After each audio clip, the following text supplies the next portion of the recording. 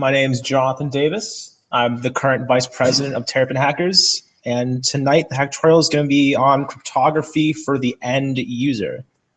And we'll be going over how to browse the internet anonymously, and we'll be doing that via an application called Tor.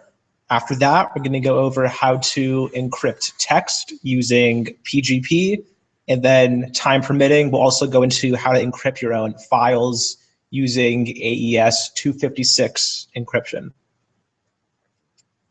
And before we install and use Tor, I just want to go into how Tor works on a basic level. So you see with this diagram, Alice over here on the left, that represents us browsing using Tor. So when Alice requests a web page, that request is encrypted, and these green arrows represent an encrypted connection, and it bounces around inside the Tor network, which are these green arrows here. And then eventually it gets to Bob, who's called the exit node. So if someone was trying to view the traffic, it would look like Bob is requesting the page and Bob is using the page, when in reality it's actually Alice. So in theory, you wouldn't be able to be tracked when using Tor. There have been allegations that Tor may not be 100% secure, but no one's really quite sure yet. So next, we're gonna download and install Tor. And actually, before that, if you're on your computer, you can follow along with this presentation. You see this link down here? It's bit.ly/anonterp. And if you go here, you'll be able to click the links so you don't have to type them in, which will make it challenging. So I'll give you guys a second to pull up the presentation here. Oh, see all these cute animals popping up. Oh, who's the koala? Okay.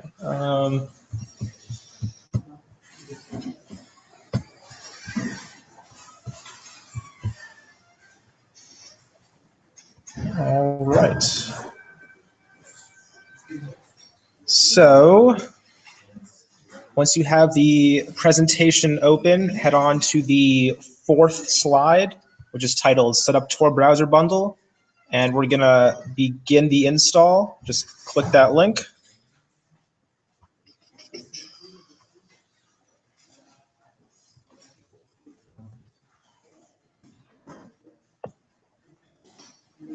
For those of you who are just joining us, no worries. Just when you open up your computer, you're gonna wanna head to this link, bit.ly/anonterp, and that'll let you follow along with the presentation and click the links, which will make it a lot easier. So setting up a Tor browser bundle is just as easy as installing most software. We're just gonna go to their website here.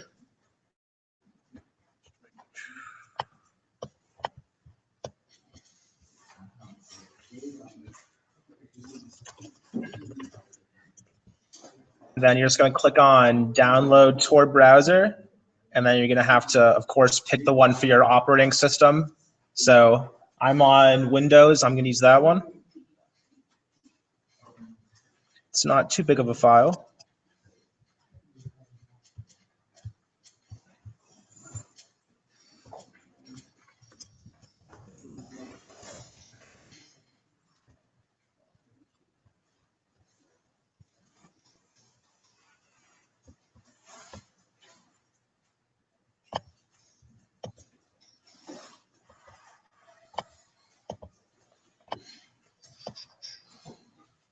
All right, then once it's installed, you're gonna have to run through the installer. It'll be slightly different on Mac, but it'll be pretty self-explanatory. You're probably just gonna have to like drag it into your applications folder. It shouldn't be too tough.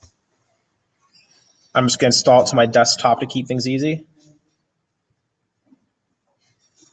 And now while that's downloading, I just wanna demonstrate something. So if you're not on Tor, this website, whereisip.net, it's going to show you your current IP address and where it is. So at the moment, it looks like we're in Maryland, obviously. And you can also visit whereisip.net on your computer, and it should also say Maryland. So I'm just gonna wait a second and give people some time to run through the Tor install.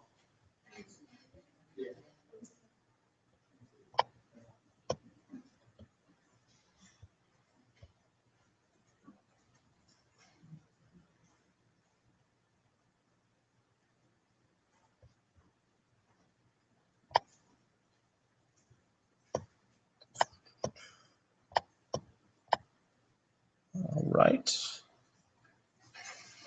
And you're going to want to click on connect.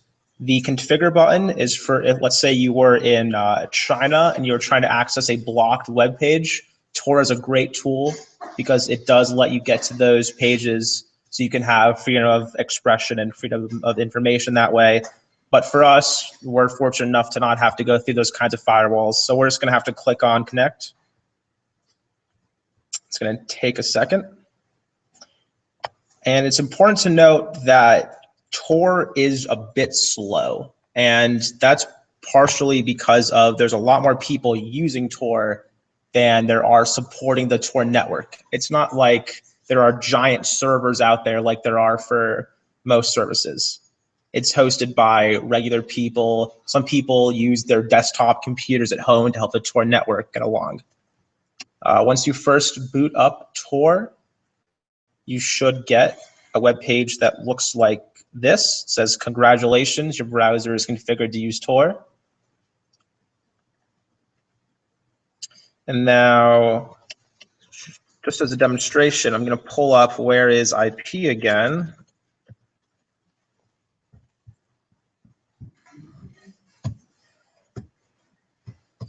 So on the right, it looks like I'm in France. And on the left, it looks like I'm in Maryland. And that's just to show you that Tor spoofs your IP, it spoofs your identity. So someone trying to follow along what I was doing, if someone's trying to spy on me, it wouldn't look like I was here at University of Maryland campus.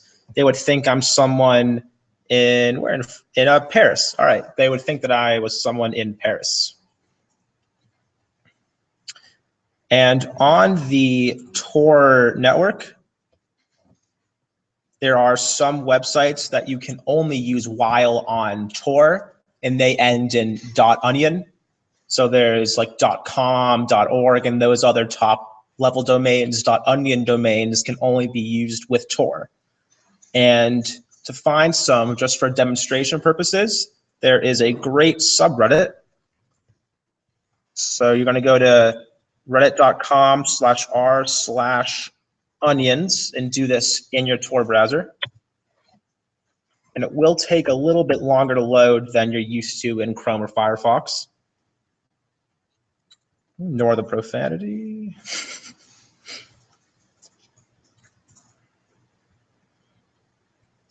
So you see here on the right side, they have a bunch of links to different Tor websites. I'm going to click on the WikiLeaks mirror. So I'm going to click on this. So this might be useful if WikiLeaks was taken down, if someone was trying to block it. If you were in a country that didn't allow you to access WikiLeaks, you could still get to it using Tor and accessing it via the Tor network. If it decides to load, that is. This is the nature of live tech demos.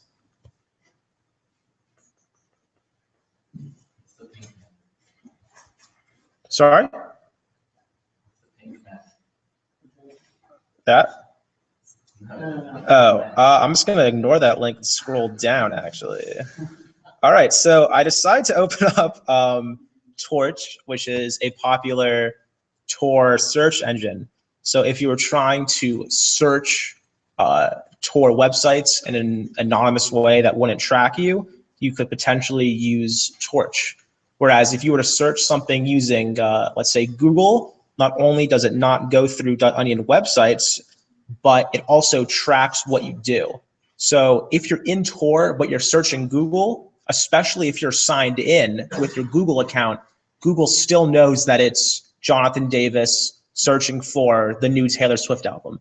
Whereas if you're in Tor on Torch searching for when the new Taylor Swift album drops, Google wouldn't be able to track that.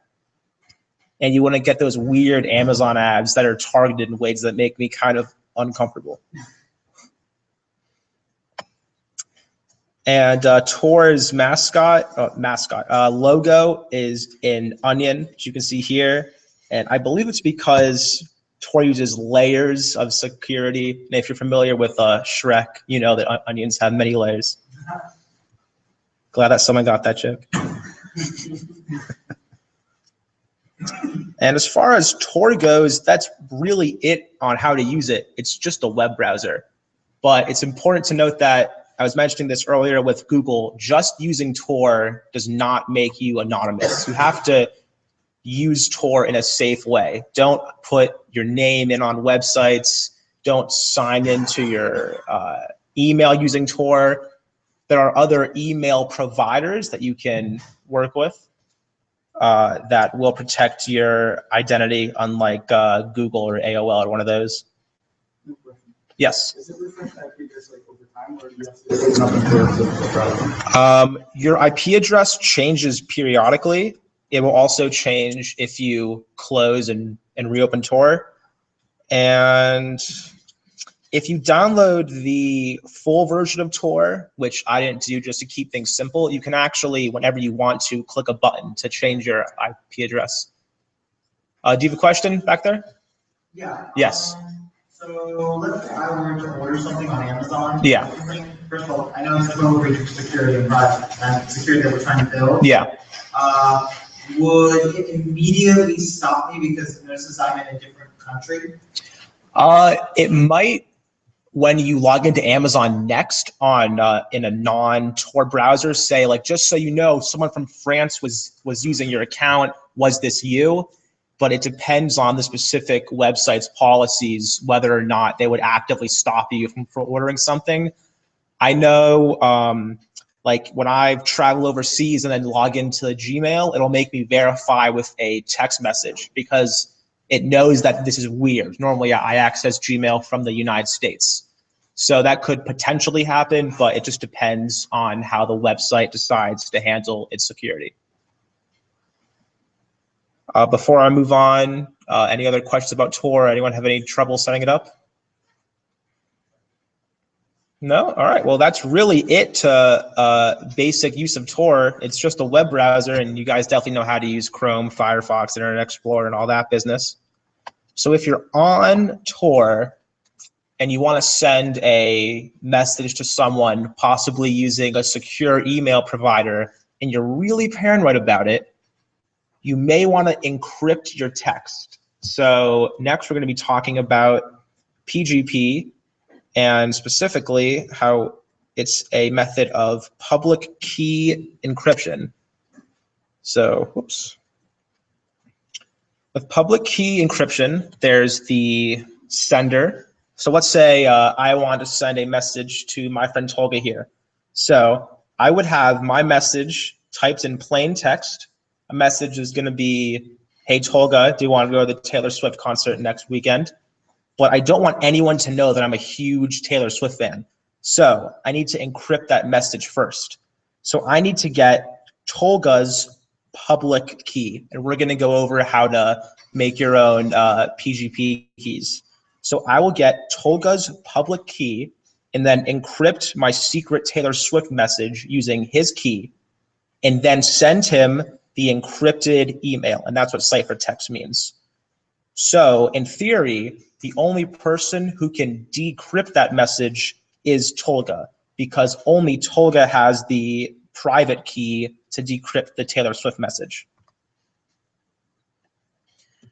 But one thing to keep in mind is PGP is especially vulnerable to what's called a man-in-the-middle attack. And that's when someone gets in between me and Tolga.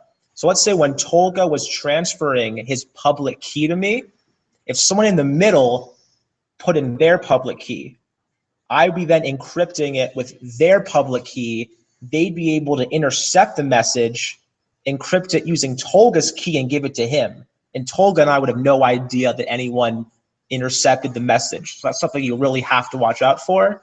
And the main way to get around that is to be very careful in how you transfer your keys. Yeah.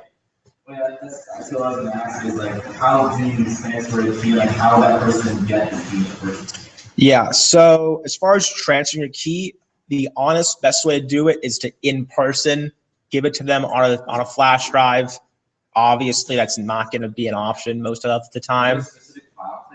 It's just a block of text. Yeah. And we're going to go over how to make a PGP key next. Sorry.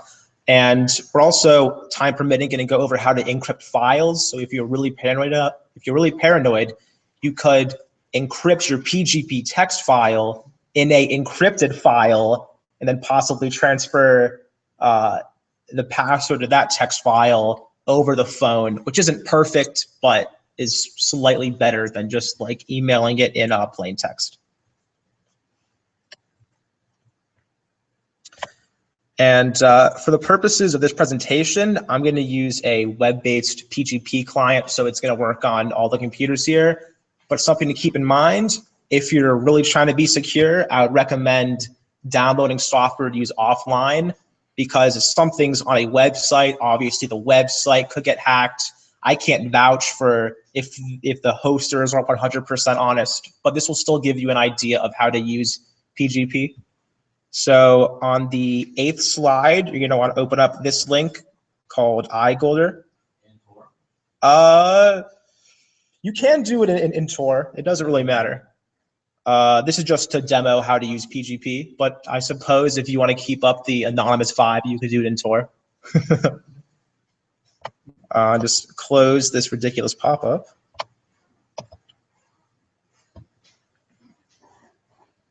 So the first thing I'm going to do is generate my PGP key. Obviously, you would never do this when you're presenting to a live audience, because they could very easily steal your key. And for those of you following along in the presentation, you can grab this link on the 8th slide, and that's bit.ly/anonturk. So the first thing we're going to click on is PGP key generator.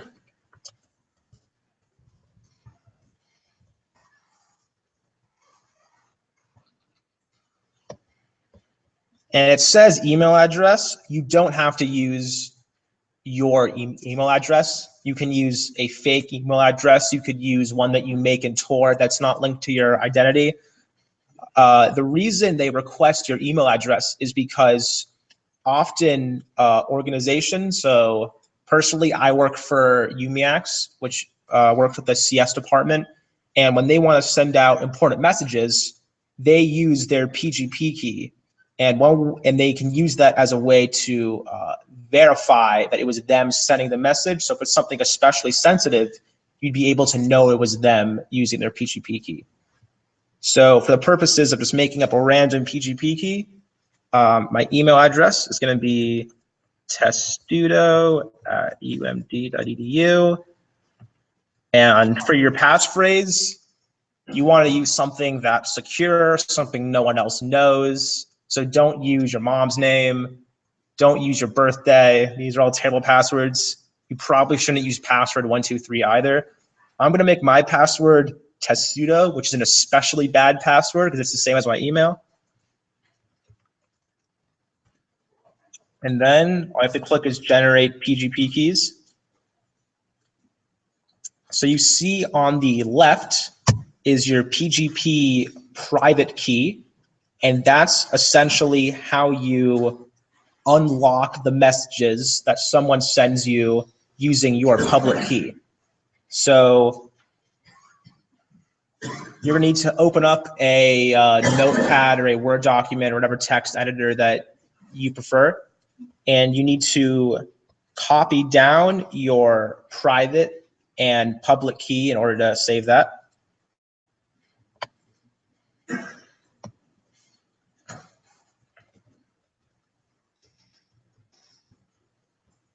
Fonts. The public key so much longer, or the private key so much longer? That's a good question. If I had to guess, it would be because it has to decrypt what's sent to you using the public key. So it's like the code to unlock the public key.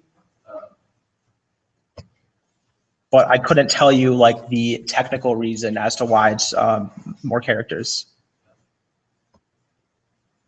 Makes it a little smaller.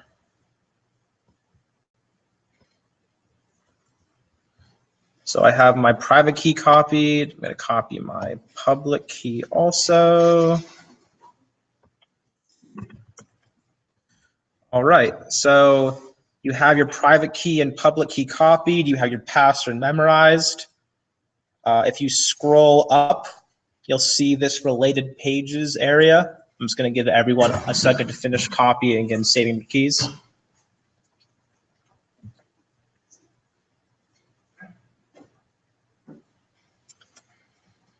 And we're going to move on to PGP encrypt message. So I'm now ready to send Tolga the Taylor Swift invite that I'm making sure to keep very private. So I would first need Tolga's public key. I'm just going to encrypt it using my own key right now just to demo, but obviously you would encrypt using Tolga's public key that he transferred to me in a secure fashion.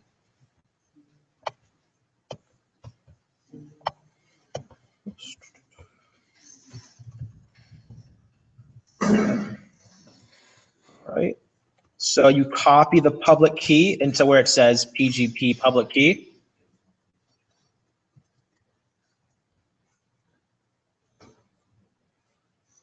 And then again, this would be Tolga's key, not my own. This is just for the demo. But you have to copy even like the version stuff too. It depends on really how the software is written. I know it'll work with this. I bet you don't need that, but I only practice it using with the version stuff at the top. Message to encrypt.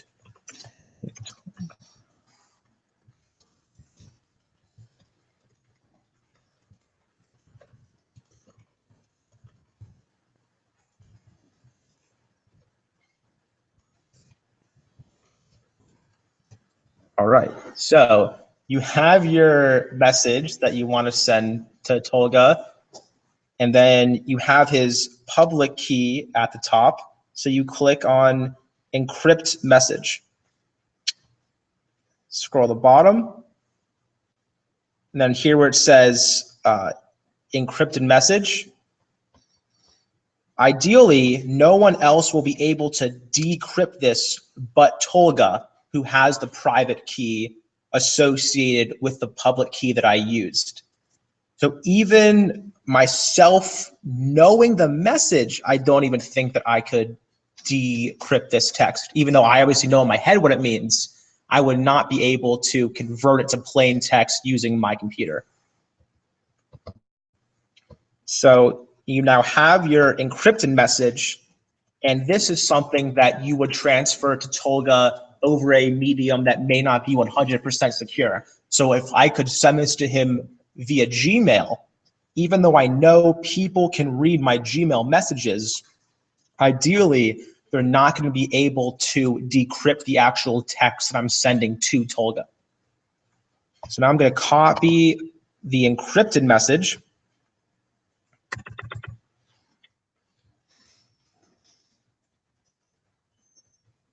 I'm just going to give everyone a second to finish generating an encrypted message. Just for demoing purposes, you should also use your personal public key, and your message does not have to pertain to Taylor Swift. Yes. Does the encrypted message get longer as your message is longer? Yes. Let's see.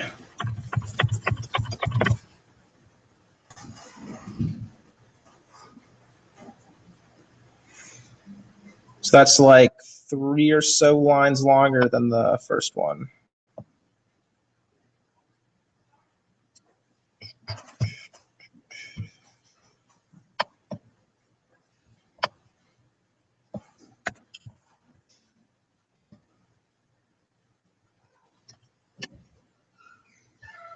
All right, so once you have your encrypted message, make sure to also paste that in your Word document. And then I'm going to scroll back up to the top right of the page. And then there's a tab here. It's called PGP Decrypt Message.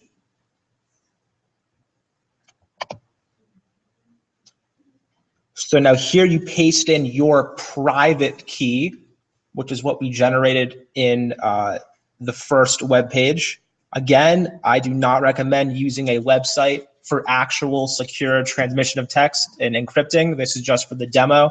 Because obviously now that I'm posting my private key somewhere, if this website's not honest, they could steal that.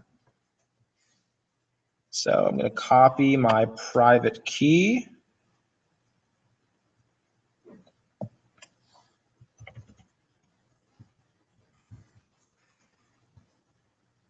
And the passphrase, which for me was testudo. So only Yes. the recipient knows the password of a private key. Correct. Only Tolga has a private key, and only Tolga knows his passphrase. And so you need both to decrypt. Correct. Okay.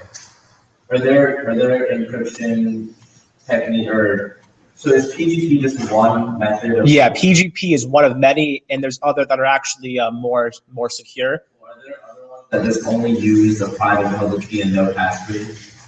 I believe so. There's also something called asymmetric encryption, which yeah. I feel like the key is pretty secure. Like, what's the point of the password? Just to make it even more secure. I believe the way PGP is designed, you can't use the private key without also knowing the passphrase.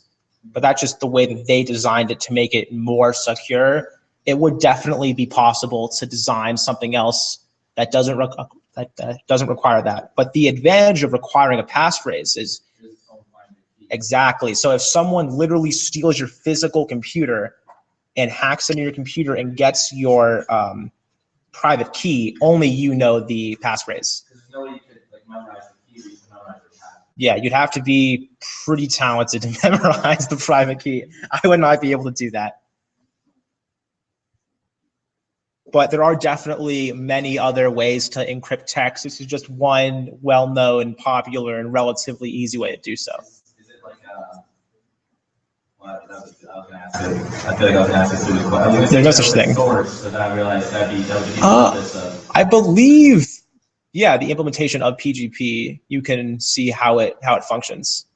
But when we're knowledgeable enough to deal with the decryption. So when it generates your private key, part of the input is based on random numbers, and those numbers can be based possibly on mouse movement. Now, this is not how this website works. It's just one random implementation. But unless they have the same random input, they would not be able to figure out what your private key is. The implementation is actually available for everyone to see, just so everyone can verify that it's actually doing what Correct. it's supposed to do. So the only reason why it's used is because it is open source.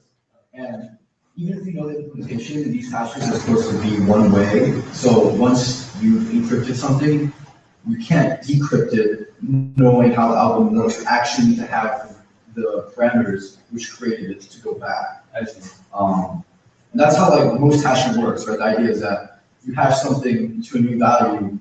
It's hard to get back where it originally was unless you know how it was done. So yeah, that's what it is. Yes, thank you. So could someone just come to the website and say, this is my public key. If you want to send me a secure message, use my public key, and then. Yes, that is exactly how they do it, actually. So if you were WikiLeaks and you wanted to accept messages, obviously those messages are of very high security. So you would get the WikiLeaks PGP public key. I don't know if they literally use PGP, but you get the idea. So WikiLeaks would have their PGP key up. You'd be able to grab the key, encrypt it with your message, and ideally only WikiLeaks has the private key and the password. So even if someone intercepted that message, they wouldn't be able to get to the actual text. They'd only have the encrypted message. For the decryption, so you post your private key in that top box, your password, which I hope is something better than testudo in the middle. And then in the bottom, you're going to have to paste the message that we generated. You should all be in whatever notepad or Word document you used.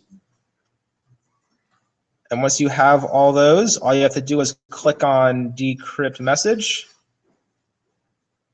And here it is. Hey, Tolga, you want to go to the Taylor Swift concert? So I just decrypted the message that only Tolga would have been able to see. But this is because obviously I was using my public key just for the demo. I'll start off. Yes. I think it was better to do it your way where you did the end, like the whole text. Mm-hmm. Because when I did it with just like the hash, it was like a lot of questions, like black question marks. Okay, yeah, maybe it has to know which version it was using.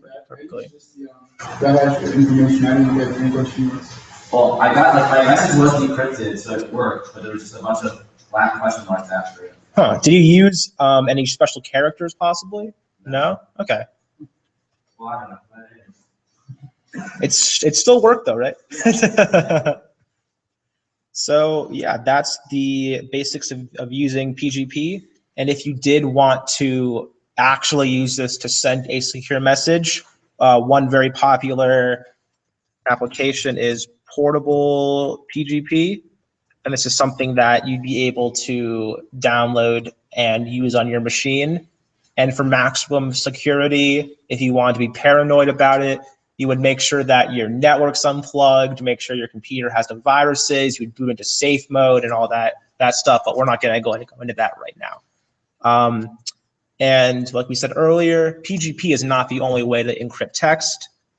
There's also GPG, which is another way to encrypt text that's arguably better than PGP. We're not going to go into all the differences in how they compare, but you have to obviously know which encryption each end is using, or else you're not going to be able to send your message properly. And a lot of websites on Tor, if you're sending a message, are going to want you to use PGP because Tor is obviously trying to be secure or trying to be anonymous. So knowing PGP is actually needed to use a lot of the forums and sites on the .onion domain. All right, so we've so far gone over how to use Tor, how to encrypt text. And next, we're going to move on to encrypting actual files. And the encryption standard that we're going to be using is called AES 256. It's very well known, established by NIST in 2001. It's the algorithm that the US government actually uses to protect their own super secure files. And in theory, would take near infinite time to crack with like how the math works out and how many possible combinations of bits there are when trying to decrypt the file. But just like PGP, if you make the secure file in an insecure way, then someone would be able to crack it. Like if the password was your mother's maiden name, they don't need a supercomputer to find that out. They just need someone to Google you. And the software that we're going to be using is going to be called AES Crypt, and that's on the 10th slide to grab that link. Whoops. And it's going to be slightly different between PC and Mac. It's actually a little easier on Mac, to be honest. So once you go to the AES Crypt website, you're going to need to download the version for your OS. So I'm going to use Windows, obviously. And on Apple machines, I think actually most of you are on Macs here. Something's going to pop up in your taskbar when you're done installing, but I'll pull up some images to explain that. So for those of you on Windows machines, and Mac actually, you have to download the file, obviously, unzip it, and then once that's downloaded, on Windows, you're going to click on aescrypt.msi. And I already have it installed, which is why it's giving me this prompt. But you're just going to run through the installer like any other installer works.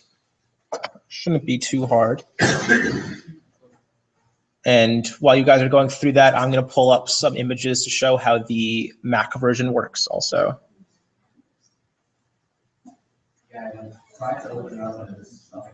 Is there a icon in your taskbar now? Like a little lock?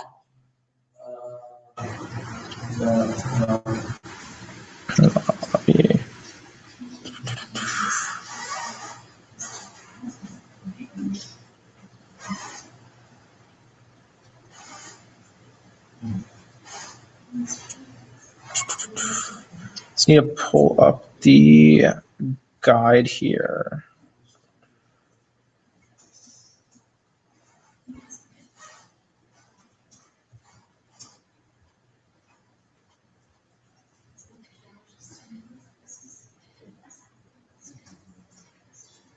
So once you have the aescrypt.app file, for those who want Mac, yeah, you're gonna want to drag that to your dock, the bottom, and I believe it's a little lock icon. Yeah, okay, so it'll look like that little lock.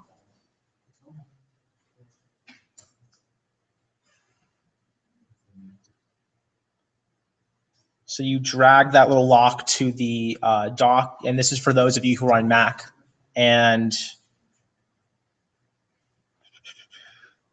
after you have the lock in your taskbar, if you're a Mac user, you would then drag the file you want to encrypt onto that lock icon in your dock.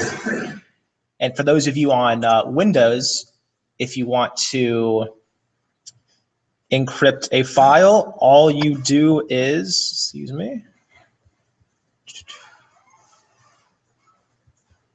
Yeah, so if you're on Windows and you've already installed it, you right click on the file you want to encrypt, and then there should be an option called AES encrypt. So you click on that. So we can do this right file. Correct. You could even do it with a text file where the text was encrypted with PGP. That's a little overboard, but it is possible. And then you have to choose your password. Again, picking a secure password is very important. I can't go over that enough. Like, too many people will know how to do all this encryption stuff, but if you don't have a good password, it's basically all worthless. Even if you have the most advanced software and the newest encryption methods, it all comes down to how good your password is. So then you pick your password. Mine's going to be testudo, which is an example of what not to do.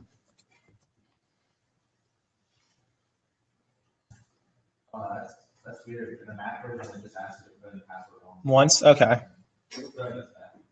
Yes. So I might not have this earlier, but why wouldn't that be bad if they knew your password? Would they still not know your private key? Yeah, so that's for PGP messages. And yeah, so for AES-256, there's only the password. There's not the password and the private key. But with PGP, if they get your password and they don't have your private key, that means all they now need is your private key, which they could get possibly if they hacked into your computer, depending on where you keep it. So some people will only keep their key on a flash drive, and only keep it on a flash drive with their private key encrypted with AES-256 for the very paranoid people. Now, I don't think any of you are doing anything that requires this, obviously. but that's just one way that people would try and keep their private key secure. Yes. So, like, you said AES, like, theoretically gets rendered a crack or whatever. That's without having a password. Correct. Right? Yeah. So it's only as strong as the password that you put on it, right? Yes. So even if you have like a pretty good password, someone could still just like keep trying and trying and trying. Yeah, but it would, there's so many combinations, it would take, I believe, like literally hundreds or thousands of years in order for them to brute force it, assuming it's a good password, that is. If your password is like love or like password123, the way these password crackers work is they first go over all the common passwords before they brute force it. And there are giant databases of the most common passwords that people use. So you have to make sure to use a password that's not popular. I believe the top passwords are like password 12345 and like love and God are like all in the top 10. I don't exactly remember what they are. So yeah, don't use those in your password. So what's the difference between this and then just hypothetically running a program to password protect the file? It's just another way of doing it. Which program are you, bro? No, I'm just saying it's all hypothetical. I'm assuming there probably are. Yeah. There's many ways to encrypt files, obviously. This is one implementation that uses AES 256, which is a proven way of encrypting files. Windows comes with something called BitLocker, which is also known to be a secure way of encrypting files. Mac computers come with a way to make encrypted DMG files, and if you just Google like Mac, how to make password DMG file, that'll definitely come up. The advantage to using this specific software is that it's cross-platform. So you don't know that the person you're sending it to is also using a Windows or Mac computer.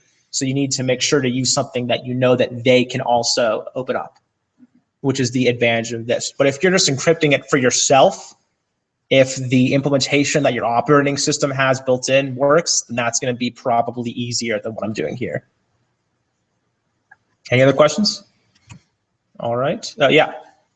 So basically, for this one, as long as they have the AES crypto device, they can send this to a friend, and they don't have to send the public key or private key. Not for this. So this is totally separate from PGP. PGP is just a way to encrypt and decrypt just text.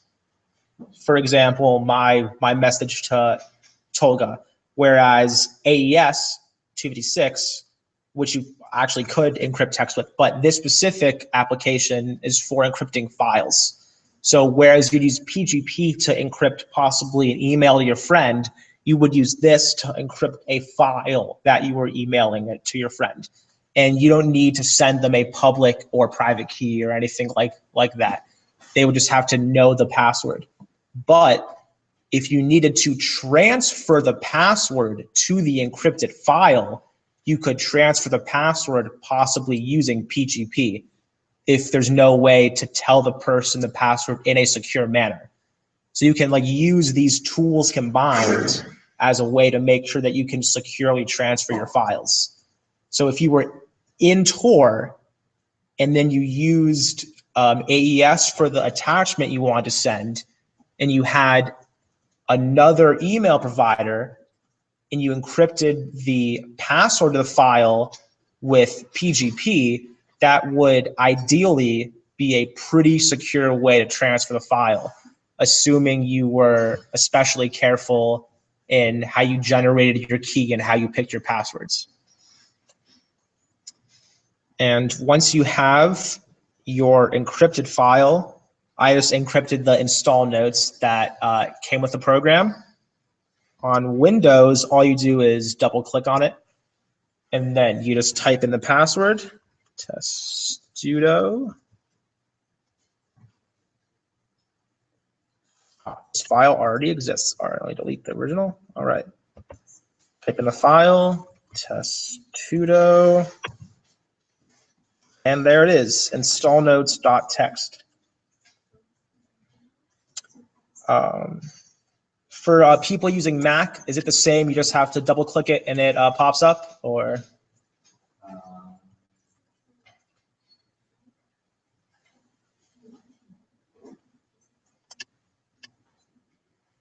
It just creates another non-encrypted version of the file. It doesn't open it. But it does decrypt the, okay, yeah. That's what really matters. And then one more thing to bring up. So one very popular way that hackers get passwords and they get your information is by using a keylogger. And a keylogger is a piece of malware on your computer that records what you type. So if you had a keylogger on your machine, they'd be able to get your password. So one thing that a lot of people do to overcome this is when typing in their passwords, they will use an on-screen keyboard. When you pull up your on-screen keyboard, and then you type something, the keylogger is not able to pick it up. Obviously, doing that is a little overboard. Odds are you don't have a keylogger installed, but all modern operating systems come with a on-screen keyboard, mainly for accessibility reasons, but it's also useful for this purpose. On Windows, if you just search on-screen keyboard in your start menu, it'll pop up. In Mac, it'll be just like somewhere in your accessibility settings in your system configuration menu. Yeah. So you're positive that if there's a keylogger, it won't detect it with on-screen keyboard? It's like, not necessarily, because if it's an advanced keylogger, it could also be taking images of your screen. So it's not like a perfect. When you press the key on your keyboard, that's telling the computer like type in the letter A. So isn't it like the same concept as the screen, but it's just a different way to input that instruction to the computer? So as long as the keylogger is reading the instructions, yeah. Wouldn't it still be able to? Yeah, I see your point. I don't believe so. I can definitely tell you that this would thwart a physical keylogger. Like there are people who will like sneak into an office building, and you can get these little tiny USB devices, and this is for educational purposes only, obviously. You can get these tiny USB devices that can go in between the keyboard's wire and the computer, and that would record the keys. So this would definitely prevent that from happening. About what you brought up with how the keylogger, if it was a software version, I'm not 100% sure. I believe this would prevent at least some keyloggers, but if it's a very advanced one, you're basically out of luck unless you boot your computer into a secure environment. Are there any other questions about file encryption, PGP, or Tor? No? All right, so that ends the official part of the presentation. I could go on if people are interested. There are some other tools to use. I know you all probably have midterms and quizzes to study for. I understand, guys. So my feelings are not hurt if you decide to head out now.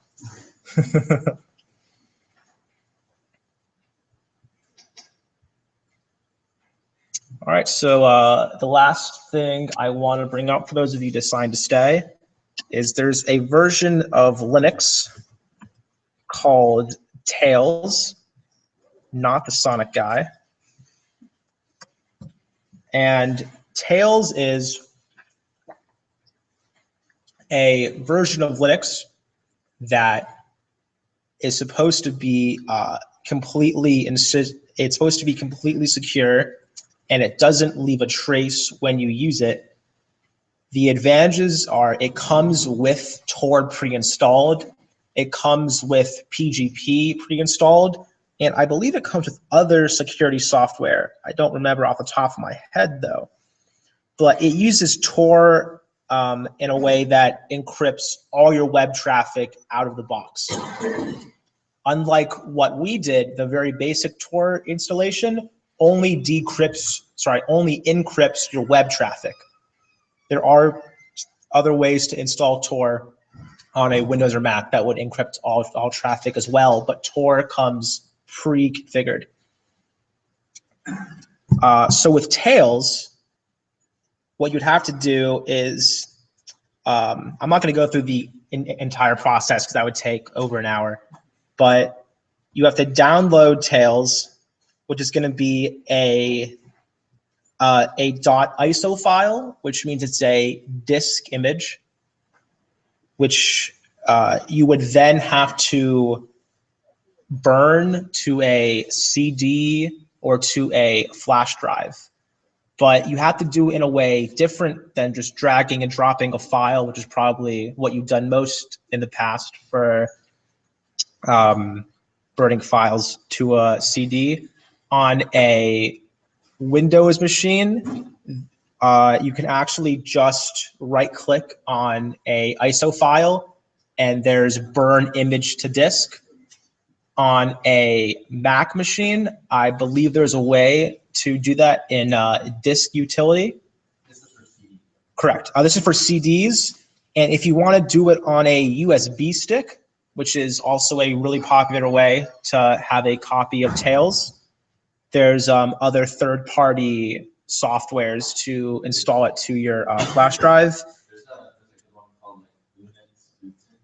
Oh yeah, what is it? Yeah. I'm familiar. It's like for Windows, Mac, and Ah, very cool. Yeah, so this would be perfect. So if you want to throw Tails onto a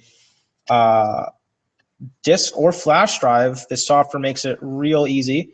So you would have to download Tails, which I'm currently doing, and then you'd burn it to your flash drive or disk image. And then once it's then burned, you have to turn off your computer and then turn it back on in a way that it'll boot from the CD or flash drive as opposed to your hard drive.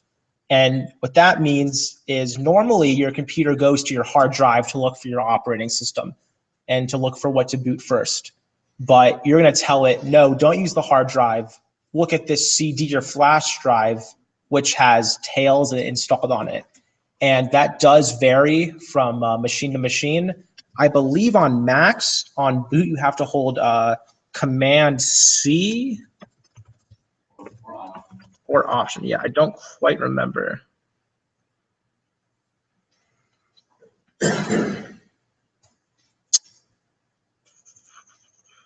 Yeah, so if you press Option during startup, you can choose your CD or flash drive, or if you apparently press C during startup, if you're on a Mac, you can then choose your flash drive or CD drive.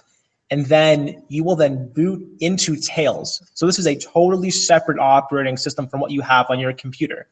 And what you do in Tails will not be saved on your hard drive. And then when you turn Tails off, it doesn't save what you did. So when you then boot to Tails again, it's a completely clean state, unless you configure Tails in a way to save your information. Yeah. so Tails runs on like a Mac, for example? So Tails can run on any machine that can boot from a CD or flash drive. It doesn't matter what your operating system is. So it has the drivers for like those.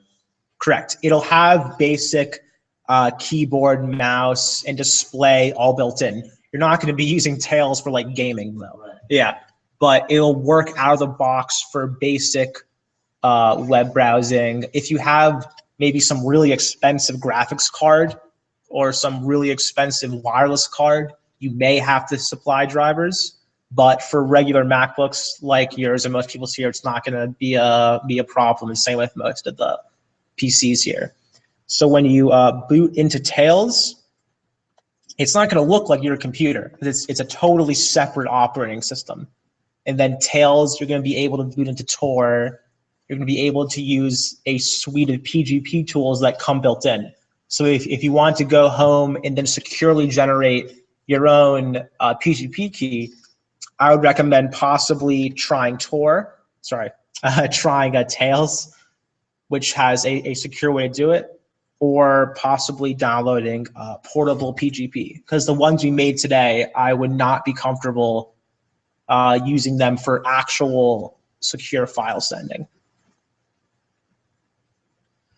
And as far as Tails goes, I don't have a CD or flash drive prepared with me, so I'm not going to be able to live boot it, and it probably wouldn't work with the displays here. So I'm not going to actually boot into Tails, but you just download that ISO file, and then